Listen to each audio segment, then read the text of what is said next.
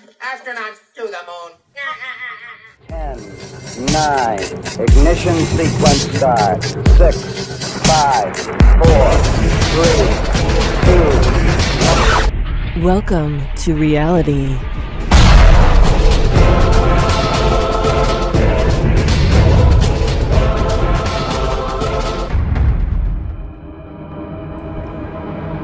What's going on, everyone? It's Jaronism, back with another video for you today.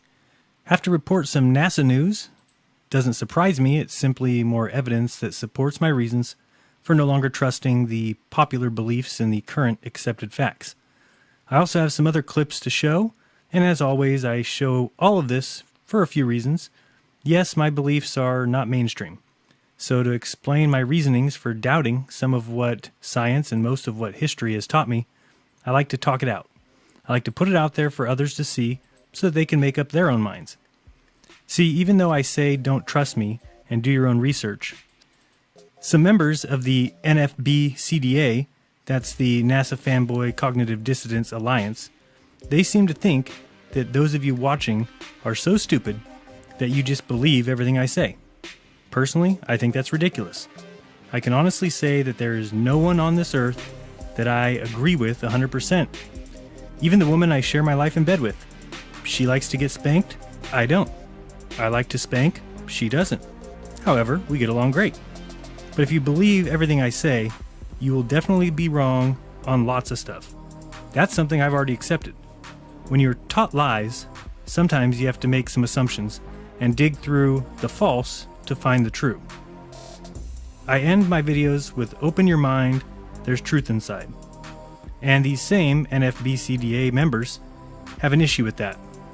Obviously, science forgot to teach sentence structure and reading comprehension. Open your mind. There's truth inside. See, they would rather you keep your mind closed and continue believing in all the great facts of current accepted science, because it's right, whether you think it is or not. I think that if science is true, if the cosmos is true, if the curvature of the 5.972 sextillion ton Earth is true, if the 232,000 mile distant moon falling towards the Earth but missing the Earth and remaining in orbit is true, then they will all stand up to mine and everyone else's questioning. And if we discover it is all true, then we at least confirmed what we were taught. But if we find that perhaps lies were told, if we find out that foundations are faulty, well, then it will be the fans and dogmatic followers of science who will truly look dumb. If they just questioned things like we do, if they just opened their minds, the worst that could happen is that they would confirm their beliefs, just like us, or help uncover and remove truth's protective layers. The key here is to do your own research. And if you simply look where deceivers want you to look, don't be surprised if you're deceived. If you think that history is anything other than a collection of agreed-upon lies, good for you. If you think men would not lie to your face to gain an edge or an advantage over you, good for you. You're free to believe whatever you want. That's fine with me. But I just want to warn you that if the media were ever compromised, if the music industry, if religion, if Hollywood, if the banks, or the only few countries that go to space were ever compromised, well, you would need to be able to recognize that and act quickly. To those of you who have done the needed research, then you see the holes. You see the lies and the anomalies that lead you to see the bigger picture. And for those of you who don't, those who think flat Earth is stupid, I understand. I was conditioned and indoctrinated just like you. Just like every single person who first heard of flat Earth and said, "Shut the front door." Maybe one day you'll realize that this accusation of retard or moron was taught to you, conditioned in your very being, with globes in your kindergarten classroom and everywhere you look, followed by jokes of desert wandering nomads who thought they'd fall off the edge of the earth, and the stupidity of those who trusted their senses and their eyes over the words of people who know the truth. When you sit back and ask yourself, why was I taught to react this way? You'll start to see that the programming is everywhere. Welcome back to Celebrity Family Feud, everybody. The Asner family, 83. Lawrence family not on the board. Give me Liza. Give me Courtney. Ladies, here we go. Point values are double. We got top 5 answers on the board. Name something you wouldn't want to be flat. All right, family, here's your chance. Name something you wouldn't want to be flat. Feet. Wow. That makes sense. No flat feet.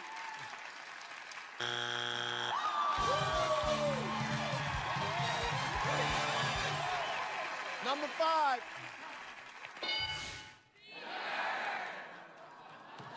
Let's move on to the next question. So, what is NASA up to today? Well, NASA has decided there'll be no more ISS Live. You see, they only get $60 million a day, and there's just no way for them to keep up and keep putting out ISS Live feeds.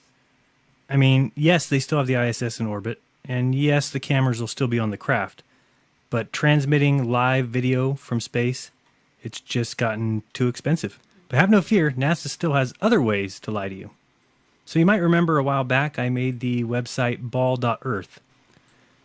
I set up that website as a waiting game for NASA to show us a 24-hour video feed of Earth from the International Space Station. You can see here that the time since the ISS has been in orbit is 5,748 days, 20 hours, 17 minutes, and 29 seconds. And the time that they've had a live feed is still stuck at 0. They've never had a 24/7 live feed from space of the Earth.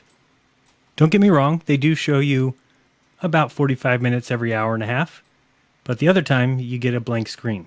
And that's why I started this petition. The petition was to ask NASA to provide a 24/7 video feed of the Earth from the International Space Station. And it said, since 1958, NASA has sent men, probes, and telescopes to the Moon, Mars, Jupiter, and beyond. While they studied Earth, asteroids, planets, and created the International Space Station, they provided thrills and wonder to both old and young alike. NASA has been able to do all of this because of the billions of dollars it received from U.S. taxpayers. They also were granted thousands of patents, which they later sold to companies who in turn sold products back to those who paid for the inventions originally. One thing they have not done that defies reason is to provide those who funded their programs a 24/7 live video feed of Earth from the ISS. Every person on Earth deserves to see where they live, which should be simple since the ISS is already in orbit. This change should be implemented today. Unfortunately, we only had 778 signatures out of the 100,000 goal, so you'll see that the petition has been closed. However, I still agree with that premise. There's no reason why NASA, who exists only because we all give them money, should have the ability to shut down the live ISS. They should not be able to stop us from seeing where we live 24/7, every day, every month, every year. If you feel differently, that's your opinion. My opinion is it's a bunch of horseshit. It's our Earth. It's where we live.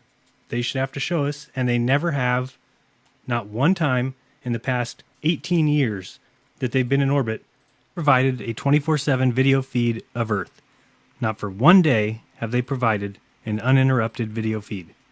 Isn't it strange that to actually prove the ISS is in space, that it is in orbit, and it's doing exactly what they have said for 18 years, they would need to provide a 24/7 video feed?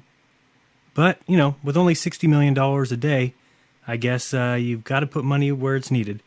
There's more important things to pay for, like ape suits sent to the ISS, Charlie Bolden's $16,000 flights, and Star Wars uniforms for all the astronauts.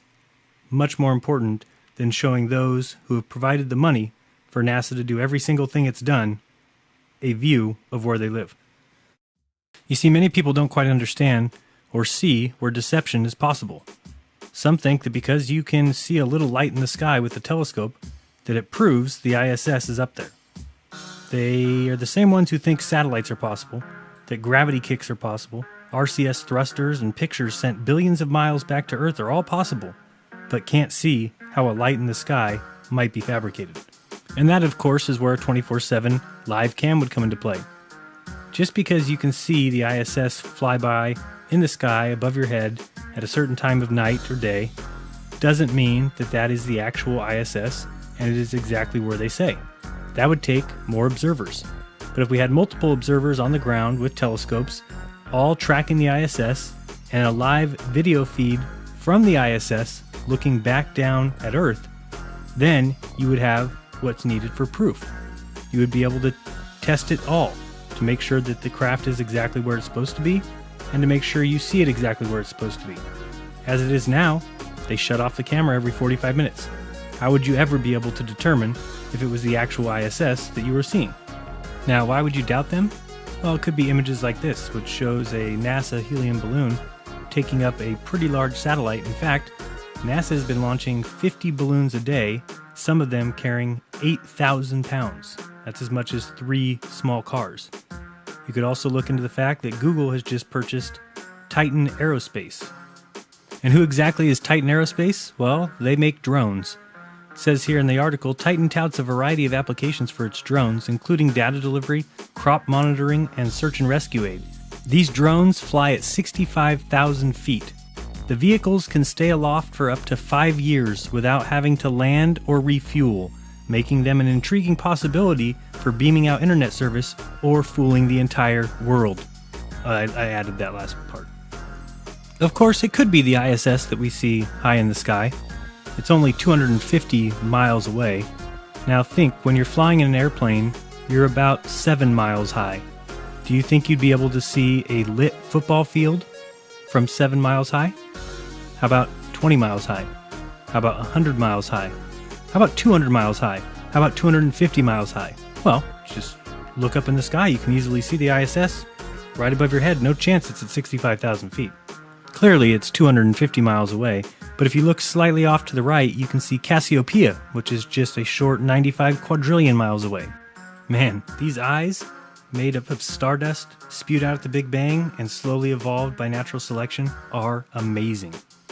So, I did go and look for some ISS pictures from the ground, and if you could please look into it, maybe you can find some for me, because I could only find these small images. I went to spacepics.com, and this is what you get.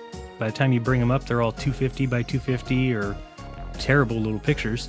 And to me, if you're talking about science and proving something, why don't we see very large pictures? We know that the P900 takes images probably 4,000 by 3,000.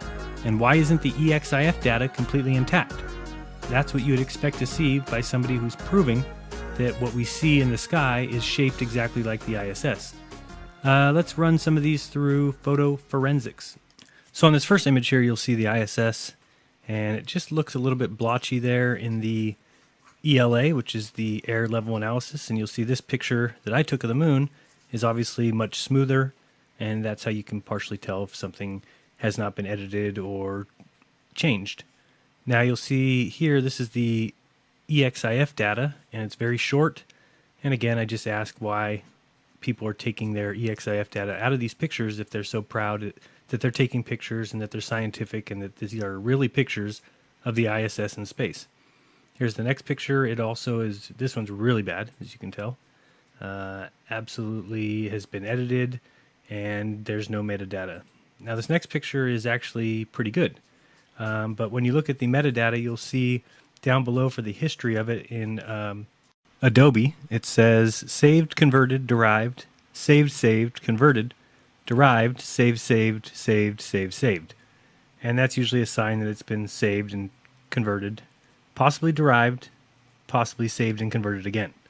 So usually that's a good sign that the image has been edited or changed in some way. Again, it's not absolute proof. Somebody can take a picture back and forth between different computers. They can save it. They can convert it. They can do lots of things and have never touched the image. But if we're talking about scientific and proofs, and that's important because we should be dealing with the original image here, and obviously this one is not. It doesn't mean that his image is fake. It just means it's not going to be sufficient if we're looking to have it stand up against scientific analysis. All right, next we're heading to the site real quick that's called Astro Spider. Lots of pictures there of the sky and the stars and the planets. Here you see some pictures of Saturn, supposedly. And starting at the bottom image, and a lot of people might think this is what you see with your camera or this is what you see with your telescope. And you'll notice in each of these he explains how he got the image. The first one we're looking at was a total of 38 stacked images with some unsharp focus. The second one up is 51 frames. So it took 51 frames for him to get that image out, which is a bit strange for a gigantic planet like Saturn. Next one up is actually taken by Hubble. He was using it, he said, for reference point, which is smart to do. It's from NASA. And one above that's 270 stacked images. The one above that, 300 stacked images. So just pointing out that those images you see of Saturn that you tell us that are taken from telescopes may be taken from telescopes, but over the course of many, many images. Next, we're just looking at more ISS images. These all look extremely suspect to me. Again, even if these are what we think they are, it doesn't mean that the ISS is as high as they say. Lots of questions still to be asked and answered. And next you see a few more ISS images, and you'll see here in his gallery viewer, and most of these you click on and they're really just not excellent images. They're tiny. See this one here? That looks like a middle finger to me, not the ISS. And that one there looks like an upside down city. So I'm not really sure what's going on here, but you can check out that site if you want. Astro Spider, he's got tons of pictures. Okay, now I went to metabunk.org. I don't know if you've ever been to this site before. Pretty interesting. They've just got a bunch of guys that debunk everything, which doesn't seem to be very tough. You just go to the government website and anything that you could ever imagine would be debunked. 9/11 will be debunked and everything else. Sandy hoax was real. You name it. But in this particular thread, which is marked Space Station Photos Disprove the Flat Earth Theory, kind of took me aback and said, okay, let me see. Well, look at this image that he's showing, and then read his comment here, which is fine until he gets to the point where he says, and this is irrefutable proof that the Earth is not flat. Now, take this in, please. We're looking at metabunk.org.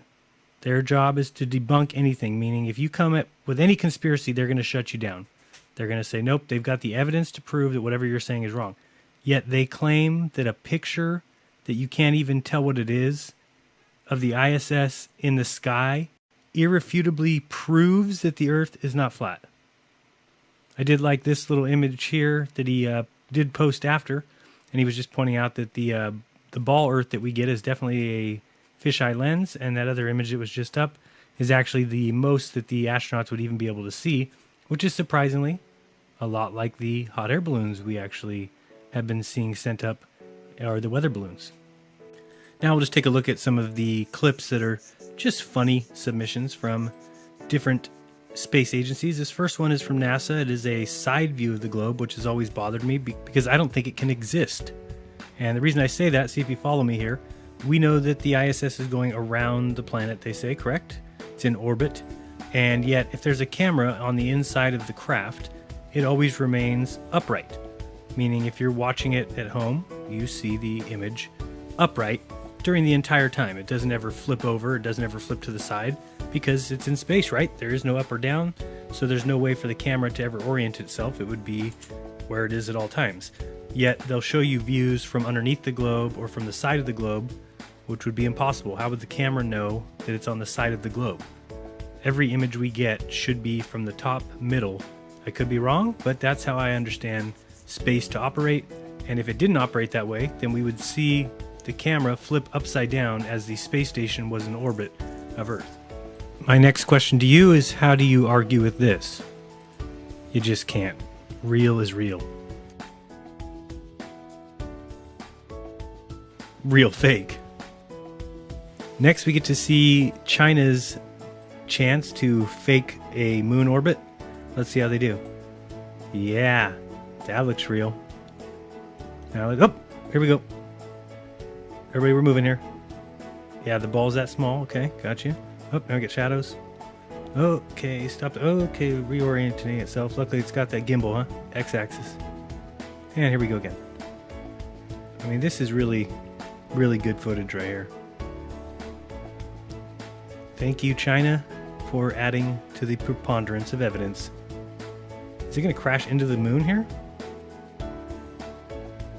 This is definitely interesting. Is anybody willing to go out and say this is real? That's what I want to know. Somebody make that comment with your real name. Say, this is absolutely real. This is going over the moon. And looks like it's getting dark here. Except for on the little fire tube there. Okay. Whatever China says, huh? All right, I had to turn this back on because as I was getting ready to delete it, then I saw this little gem, which is the fire inside the rocket nozzle housing in space, in orbit of the moon, 238,000 miles away from us. If you have any questions, refer to any astronomy book, or Neil deGrasse Tyson, or Bill Nye, I Tell Lies guy. All right, now we're going to go off and take a look at the ISS again. And when I was searching, I saw this article posted in 2015. It's on Universe Today. And the article is by a Nancy Atkinson, and the site, of course, is run by Tubal Cain. And it is titled HD Livestream of Earth, now available 24/7 from the space station. So I was shocked because I said they've never provided 24/7. Let's go see what it says. First, it says that Earth is available now all the time. So that's nice. It's live all the time. Then it says in the next sentence that it will appear black when the ISS is in orbital night, which is every 90 minutes for 40 minutes. And then the article goes on to say that there is other downtimes here and there, off and on. And I guess somehow they still see that to be 24/7 when it really is about 13 or 14/7. And I would venture a bet that it is off half the time or more. But I have to check that. But for somebody claiming to be 24/7, the fact that we have to question whether or not it's on half the time is pretty sad. And in case you didn't know, I'm starting my own store, so come on by. It's called the Fake Space. We're open 24/7, so anytime you want to come on in, we're here. 24/7, except for every 90 minutes, we do close for 40 minutes. So anytime, 24/7, we're always there for you. Except for every 90 minutes, we close for 40 minutes. So I'm sure nobody will come in and complain about that sign on my window at all. I'm being very honest when I say 24/7. Do keep your eyes open, however, for the occasional blue screen special. Yes, that's in one breath we say that satellites exist, while in the very next we say that we lose contact with the $150 billion orbiting space station because it's on the other side of the globe. Also, we have a special that you can give us a call. And when you do, we'll just answer the phone, and then we pretend like it's a 10-second delay. So you'll say, "Hello, is this Fake Space?" And I'll say, "Yes, it is. How can I help you?" You do get space weather, don't you, Tim?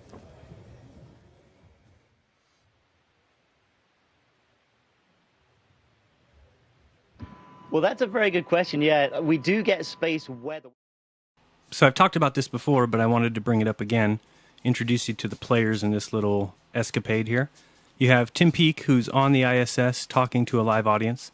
You've got a girl who's got this hoop and experiment down on Earth, and she sent Tim the same hoop and the same ball for him to show on live TV what happens. And now we'll see that Tim shows it in a pre-recorded test. He doesn't show it live. Somebody needs to explain to me why not. Now, Tim, you've also been doing some demonstrations for science students, and one of those science students is Emily. Now, you've got some kit there that you actually designed for Tim, really to just show how difficult it is to demonstrate physics here on Earth. And it's a track and a ball. Just show us what actually happens there.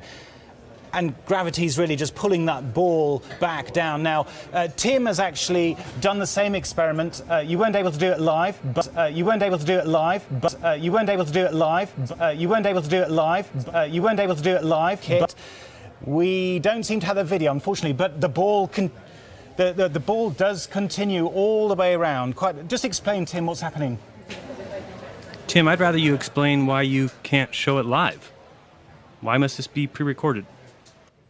Yes, again, it's one of the phenomena of microgravity. It's a wonderful environment to demonstrate some of those basic scientific principles. And just not live.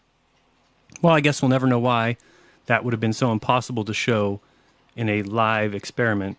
It would have been really cool to see you do it live, not pre-recorded with the blue checker screen behind you. This part here is just an example of the kind of nonsense we get from ISS Live anyway. As you'll see, I'm just watching an old video clip, and I saw that it appears that this thing just brightens up out of nowhere after the sunset has already taken place. And so I rewind it until I get to the screen that says the high definition Earth viewing experiment. It's either switching cameras, experiencing a temporary loss of display. And then let's see what comes right out of that screen. It's going to go to the blackness of space. And watch this. This is playing live. And that's how it appeared. Is that how the sunrise or the ISS itself should appear when the sun hits it? I think not.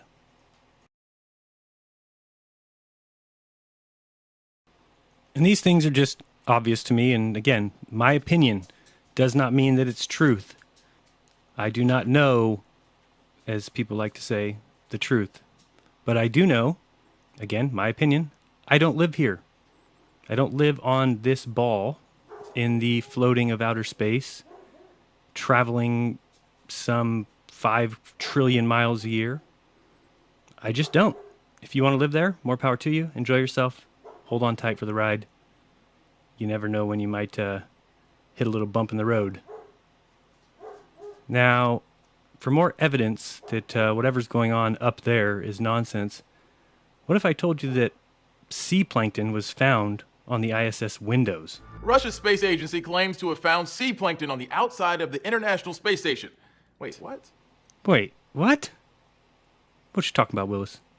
A report in ITAR-TASS quotes Russia's ISS mission chief saying, "We have found traces of sea plankton and microscopic particles on the illuminator surface. This should be studied further." The report claims this finding is part of a long-term study, which proves some life can exist in space. The discovery apparently occurred after Russia's 2 cosmonauts currently on board the ISS started cleaning off the station's illuminators. That's space language for windows. The astronauts reportedly discovered the plankton after examining the residue on the illuminators. State-run TV network RT confirmed the news, also referring to the find as a part of a study. Since the plankton isn't native to the ISS resupply launch sites in Kazakhstan... Okay, explain it to me. How exactly did the sea plankton get onto the windows of the ISS? This should be good. The prevailing theory appears to be that this plankton was blown into orbit from the surface of the ocean by rising air currents. This plankton was blown into orbit from the surface of the ocean by rising air currents. I'm sorry, it's just ridiculous. Alex, in this case, I could not agree with you more. It is just ridiculous. Rising sea currents has lifted sea plankton to space, and that has gotten stuck on the ISS windows. I'm going to go ahead and call bullshit on this one. But again, I don't know the truth. I'm just some idiot, so believe what you want. It's best just to believe whatever NASA says because they have no reason to lie. They're science. They're scientific. They're perfect. It's only your money they're using. Yep, this looks very real, doesn't it? Next, I'll show you some CubeSats released into space because this is definitely real footage. I'm sorry, it's just ridiculous. Now, you might think this is meant to be some sort of a animation or some sort of cartoon or depiction or... No.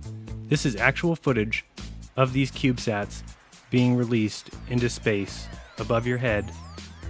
Again, if you want to believe it, enjoy yourselves. I'm afraid you might be leaving yourself open for the largest and most ridiculous deception in the history of the world. Yeah, that's all real. Definitely. Spew! Spew, spew. Throwing satellites out. Thanks, NASA. Now we'll move on to just a few more clips here of me trying to find footage of the ISS, and as you can see, that's usually not an easy task. Really, we'd be lucky if it was on half the time, but it's not. Another thing I wanted to do recently is, if you haven't heard, there's a fire in Big Sur, California that has been burning for about a week and a half. Pretty big fire. Figure it should be seen from space, and so I brought up the recent images taken from the ISS so I could see their flights over California to make sure that they see the same fire I do, because in my city, which is close to Big Sur, we are completely covered in smoke. Can't see a thing above us, and yet this is what I see when I go there, which is just more evidence that, again, I'll just put in my back pocket and show to you guys that it appears that the ISS has taken no images from above California in the last week and a half, which certainly seems weird. I wonder why not. Oh, and the other thing to note about that is there's actually another fire in California, a bigger fire than the Big Sur fire down in LA, and it looks like we don't got any images of that either. And as you know, when the ISS is on the night side of the Earth, usually we get the black screen because they can't keep connectivity. But if you just search ISS pictures at night, you will see some beautiful pictures of the lights and the lightning below. But of course, none of that is live. And as we all know, it's impossible to fake things nowadays. Impossible with CGI and computer graphics to make anything look real. It always looks cartoony and completely fake. That's a joke, by the way. Look at this image. If you think that this is real, more power to you. If you think this craft was docked to the ISS in space and something took its picture, and that this is science, is this how science makes things? Is this how scientists would put together the ISS? Yep, just throw a bunch of wires together. Voila. So maybe these images are enough for you. Maybe that's all you need to see to feel that you definitely live there, and they've proven to you that they are up in orbit around the Earth, flying 17,500 miles per hour. Maybe you think you live there. Maybe you feel like you live on a ball. My opinion is simply I don't. And all the evidence that I find seems to support my notion. Now, many people will say, but forget about NASA. What about private space companies? Yes, private space companies like SpaceX, right? Who has received close to $4 billion in government money. And let's listen to see if SpaceX has ever had to do anything that might jeopardize this claim that they are private, separate from NASA, and separate from the U.S. government. And we are ready to compete. We are ready to compete for that. In order to be certified as an ELV provider, SpaceX has had to meet a number of requirements that were never demanded of the incumbent provider. We were required to successfully launch 3 flights of our upgraded Falcon 9 vehicle, which we achieved in January. Under our ELV certification agreement, we're undertaking vigorous engineering reviews with the Air Force. To date, we've delivered more than 30,000 data items to the Air Force and provided total access to our internal systems to more than 300 government officials for certification. And we hope to complete that certification this year. Yeah, real private. Rewind that part if you missed it. They are undertaking vigorous interviewing reviews with the Air Force. To date, we've delivered more than 30,000 data items to the Air Force and provided total access to our internal systems to more than 300 government officials for certification. Yep, completely private. Okay, it's Destin. You know, it's Destin. Destin. Destin. You got it. Okay, I got it. All right, here's the deal. We're with Have Don you thought Pettit. of changing your name to something that's easier to pronounce? Just think of the module. There's a Destiny module right over there. Okay, hey, it's me, Destin. Welcome back to Smarter Every Day. Now, a lot of the pictures you see from the International Space Station come from the cupola on the inside here, right? So the cupola is on node 3, is that correct? Node 3. Node 3. All right, so this is astronaut Don Pettit. You may know this guy. You've done all the city tracking. Yeah, I've done a lot of cities at night, and then the nighttime aurora and time-lapse sequences of Earth. Many of those that you see have been done in this module when I was at the helm of the camera. He's the junk. Let me just say it that way. You're the junk when it comes to space photography, right? Can you say that? Say I'm the junk? No, I can't say that because All right, I get too embarrassed. I'm going to meet you on the other side, okay? So, seriously, he's the junk. With a shutter, and it protects the windows from micrometeorites. Okay. The shutters are closed, the windows are protected. And also thermally insulates the windows from the radiation environment of space. So can you shut these things from the outside? No, you can open and close them from the inside. Oh, okay, wait. On the inside, you're throwing a lever or something. Yeah, you're turning a knob. And it's Opens. Yeah. on the outside. On the outside. How do you do that and maintain a pressure seal between them? O-ring type seals. No, you don't. With a rotating check. All our hatch seals are O-ring type seals. Yeah, but how... my brain's... It's up here. Let's go inside. We can see it. Even Destin knows something's up here. He's telling him it can't possibly be. No, you don't. And my brain's hurt. That's what NASA will do to you. Yeah, but how... my brain's... How do you do that and maintain a pressure seal between them? O-ring type seals. No, you don't. With a rotating check. All our hatch seals are O-ring type seals. Yeah, but how... my brain's... Up here. Let's go inside. We can see it. Okay. Watch your head. All right. Oh. Oops, funk. So you have a whole series of O-rings in here. and a shaft that you rotate. So, I mean, like on the space station, how many of these would you have? 7, because we have 7 windows. What happens if you get a leak on that? Then you have a leak. Okay, let's get scientific. My brain's up here. How do you do that and maintain a pressure seal between them? O-ring type seals No, you don't. with a rotating shaft. All our hatch seals are O-ring type seals. Yeah, but how? My It's brain's locked up here. Let's go inside. We can see it. okay. Watch your head. All right. Oh, oops, thunk. So you have a whole series of O-rings in here, and a shaft that you rotate. So, I mean, like on the space station, how many of these would you have? 7, because we have 7 windows. What happens if you get a leak on that? Then you have a leak. You just have a leak, And what you would do you is lose air. What happens if you get a leak on that? then you have a leak. You just have a leak, And what you would do.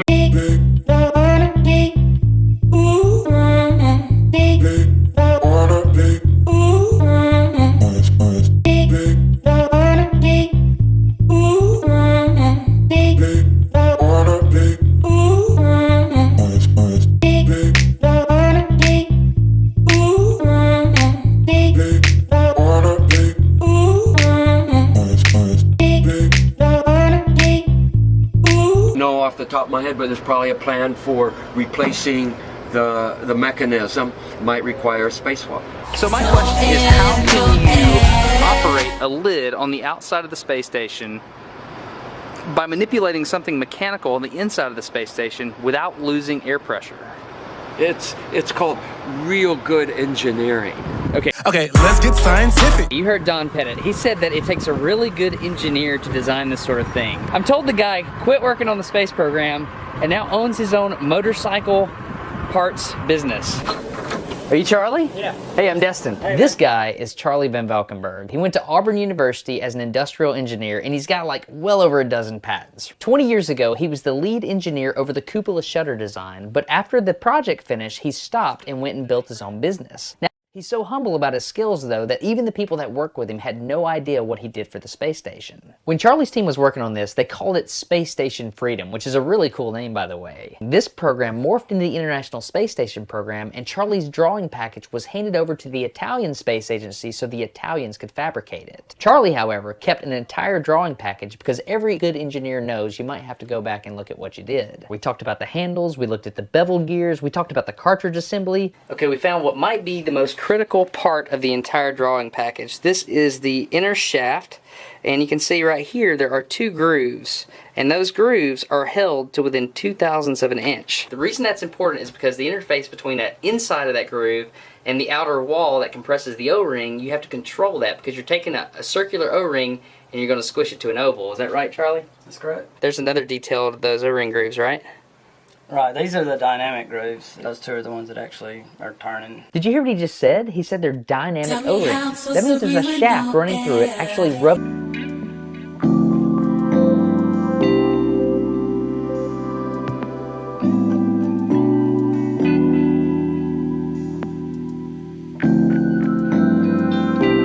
It's still being operated today, flawlessly. How does that make you feel? I hope it's flawless. Opportunity. You're sure that Italy built from our design, right? I never really knew. You don't know? I didn't follow up on it, no. Well, the Italian astronaut said that was how it was built. The Italian astronaut said that was how it was built. The Italian astronaut said that was how it was built.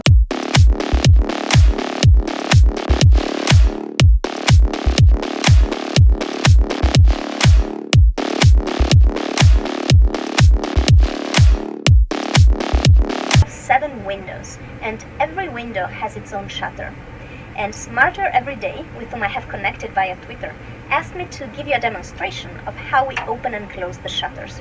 I guess it's because I'm Italian, and the cupola, you know, was built in Italy. So here we go, it's pretty easy. Each window has a handle that looks like this, and you just turn it, obviously in the closed direction if you want to close the window. And here you can see the window coming closed, or the shutter. And when you get close to the end, to the closed position, you kind of want to be careful because there is no bumper, so you don't want to hit the structure real hard. It's a direct mechanical connection. Shutters can only be operated manually. And it's kind of cool to think that, there is this shaft that goes sort of through the structure. The other side is in outer space. It feels cold, but a regular metal cold, not really, really cold.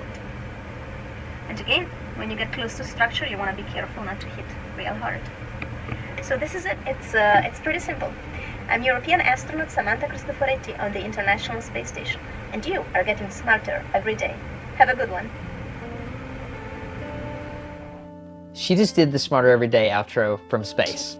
No, she didn't. That's crazy. That's crazy. So, with all this great evidence, it's hard to see why anyone would doubt NASA or the story they tell. I mean, if you want to believe in all these rocket launches, go right ahead. If you want to call me an idiot so you can defend your religious beliefs, go right ahead. Trust men. Go ahead and trust men who take your money. Trust them all that you want. But when you see how easily holographic images can be placed seemingly in no medium, when all you really need is 4 metal stands at the 4 corners to show people a fake image, I'm sure it's very safe to trust rocket launches. There's no reason to doubt them. And blast off. Up, up and away, soaring into the night sky, goes the rocket. And it's so easy to trust. I mean, they show the rocket as it's going so close to space. And just when it gets to that spot where it's going to enter into space, you get to see a computer graphic. Why would you doubt that? I don't see any reason to doubt it. It can't possibly be faked. It's a computer graphic of the actual rocket. How could they manipulate that? Look here at Apollo. I mean, I see nothing here that screams fraud. I just see a rocket rising. Clearly this is a real launch. I don't know why anybody would ever question it. Just have to understand your orbital mechanics and your physics. And this view of the ISS, clearly 100% real. All you have to do is understand orbital mechanics to know that there's no way they would fake this image. This is truly going on out in space. It's as real as it gets. Okay, enough joking around.